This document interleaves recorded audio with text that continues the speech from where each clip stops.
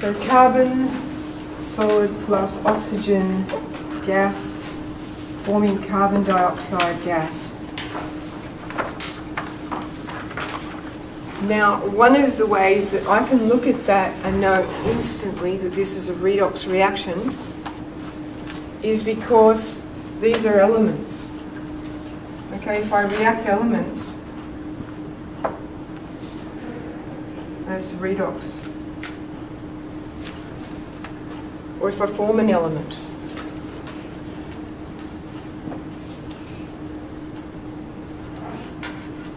okay, because they're assigned this oxidation number of 0, then they must, if they've undergone a chemical reaction or been formed in a chemical reaction, their redox must have occurred.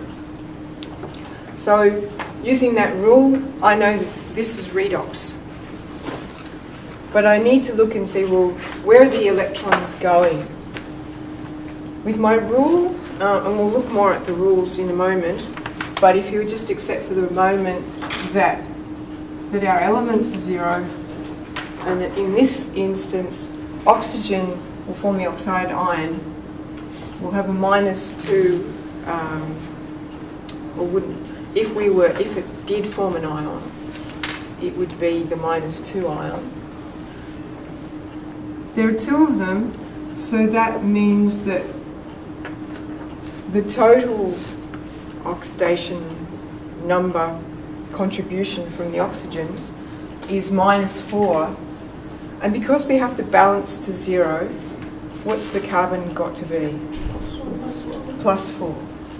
So it's +4, and there's only one carbon, so therefore the carbon is +4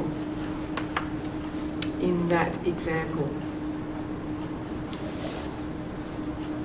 Okay, so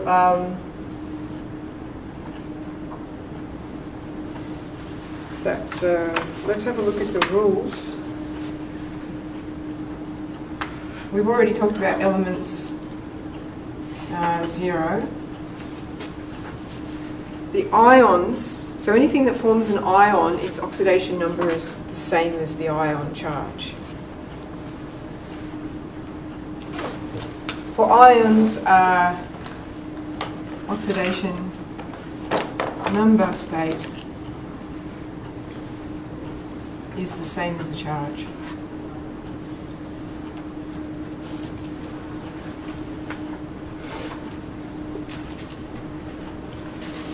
So for example, if we had hydrochloric acid, then what we have is hydrogen ions and chloride ions. This would be +1 and this would be -1 for oxidation states.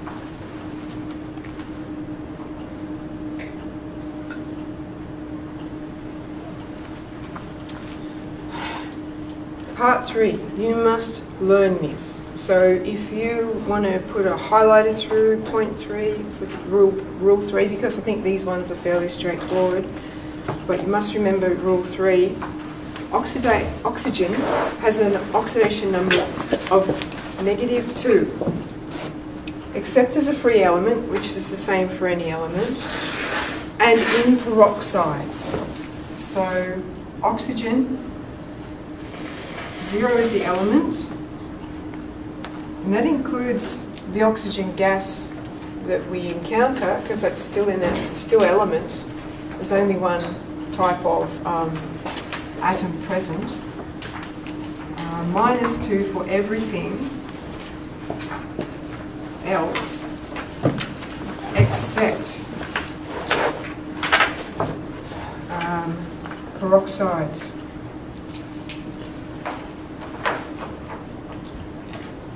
And the peroxide that we encounter is hydrogen peroxide. Okay, this is hydrogen peroxide.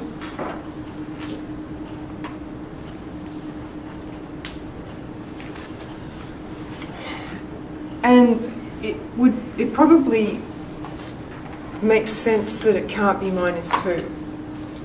Because if I, just say I gave it a value of -2, and there are 2 of them, So that means that we've got a total contribution there of -4. That would mean that this had to be +4, and that each hydrogen had to donate 2 electrons. That can't happen, because it doesn't have to.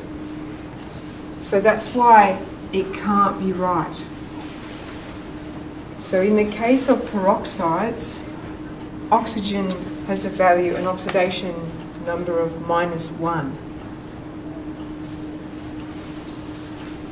Because if that's -1, and there are 2 of them, that means the oxygen is contributing -2.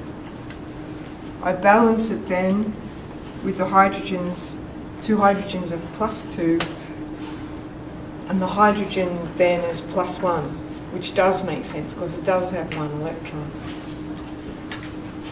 And I guess this is indicating that it's actually highly reactive.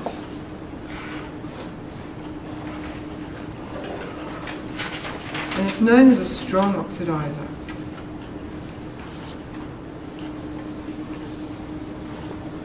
Okay, sort of an aside. So with our oxygen, 0 for elements, -2 for everything except for peroxides.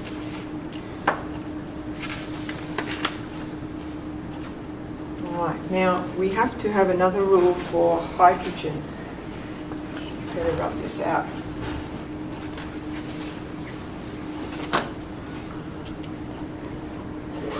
And for our rules, we use these rules for the elements, the ions, hydrogen and oxygen, and that allows us to determine the oxidation states for everything else. Okay, so once we apply these rules, we can know the oxidation states for everything. So hydrogen, 0 is an element,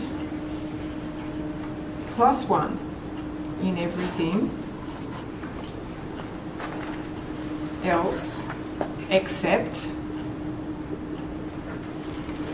okay, there's an exception for hydrogen as well, and we're looking quite closely at these exceptions because they crop up as nice questions to try and trip you up. Metal hydrides.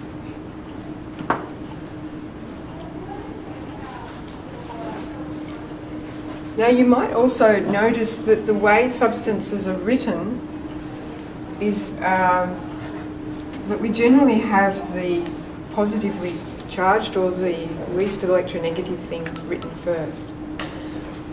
And so the hydrogen here first.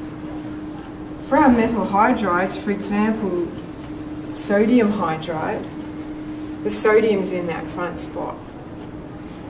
Because our rule is that our group 1 metals can only form +1 ions, and their oxidation number is the same as their charge.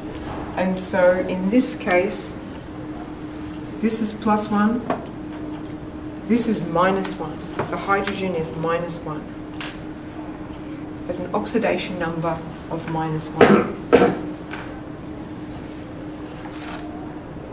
And that makes sense in that the hydrogen can accept a second electron.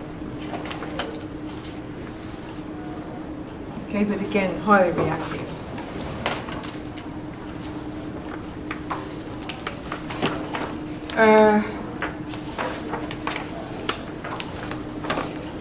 And there's one more, and I have never seen a question on this, but who knows, this could be the year. And that is that fluorine, which is just F,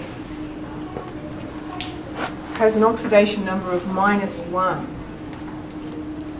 But fluorine, the gas, is the element, and it's 0. Because fluorine is so electronegative that even as its element, it's -1.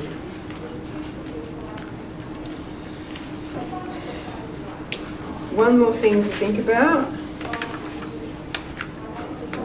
and that is, I'll just rub oxygen off.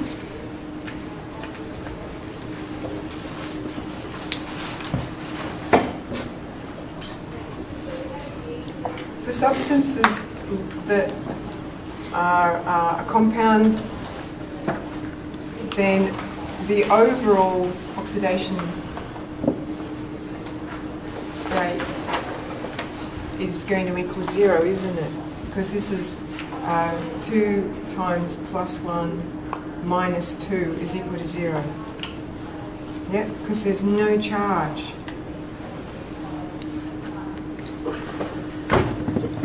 But for ions, that's not the case. If I think about the sulfate ion, okay, this is not elemental oxygen, it's not a peroxide, so the oxidation state for the oxygen is going to be minus 2. There are 4 of them, so when I calculate that, the total then would be minus 8. But because this is an ion with a charge, I want to end up with a value overall that's equal to minus 2. Okay, not 0 anymore because this is an ion. So what would the oxidation state for sulfur be?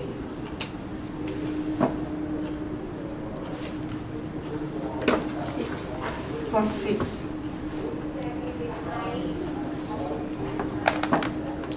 Because plus 6 minus 8 is equal to minus 2.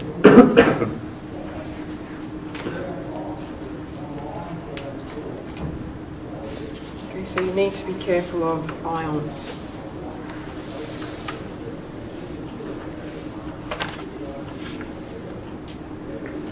Right, now I think we've been through enough examples there. Why don't you have a bit of a look at, because we've been working through this already. We'll do the first example and then on page 9.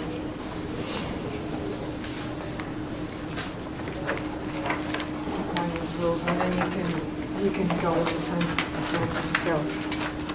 What is the oxidation state of nitrogen in silver nitrate?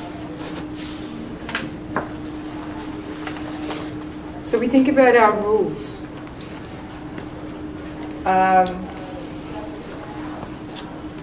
The silver ion is another one. If you look on your formula sheets, it can only form a plus 1 ion.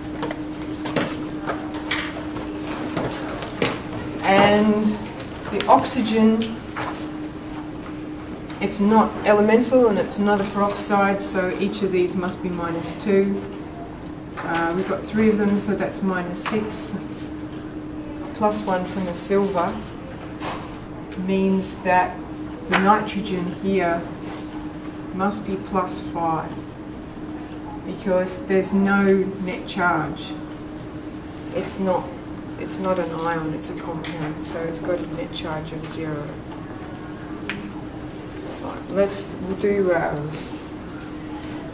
the chromium in the dichromate ion.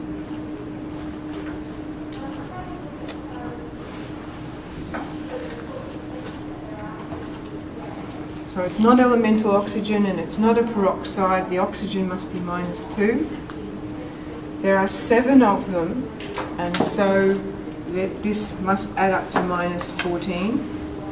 It's an ion, and so my oxidation numbers need to add up to the same as the charge on the ion, minus 2. And so the contribution from chromium then must be plus 12, because plus 12 minus 14 will equal negative 2.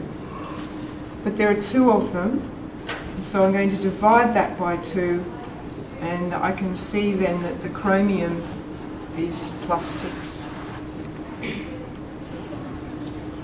Does that make sense? So we sort of go up and around and over and under as we try and account for everything. And then you can go back and substitute in and make sure that it makes sense if you're a bit unsure.